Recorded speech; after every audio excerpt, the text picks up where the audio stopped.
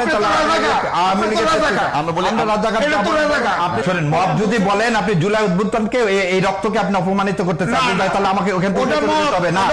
আপনি যদি বলেন মব, তাহলে আপনি ভারতের প্রেতাত্মা এবং আপনি আওয়ামী লীগের প্রেতাত্মা। আপনি যদি জুলাই উদ্বুদ্ধনকে মব বলেন তাহলে আওয়ামী লীগের আমরা বলি আমরা রাজাকার। আপনি কোথায় যাইতেছেন রাজাকার? আমরা একটা কথা বলি, মব কি প্রেতাত্মা মানে আওয়ামী লীগের প্রেতাত্মা, আপনি তাহলে আওয়ামী লীগের প্রেতাত্মা। এ ভাই আমরা এই কথা এভাবে না বলি, যদি বলেন মব প্লিজ আসবে প্লিজ। মব মানে কি? পরে মব বাসায় দিছে না, সরকার চুপ ছিল না। 36 জুলাই আপনি মব বলা সাহস করেন, সব এটা আপনার ধৃষ্টতা।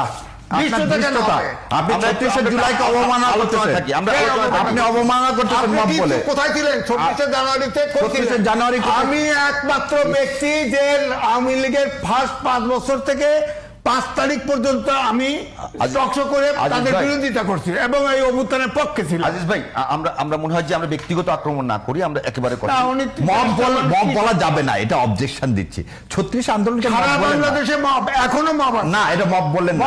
মব তৈরি করে আমাদের প্রতিষ্ঠান, টেলিভিশন, পত্রিকা আন্দোলনকে মব বলে আপনি ইয়া করতে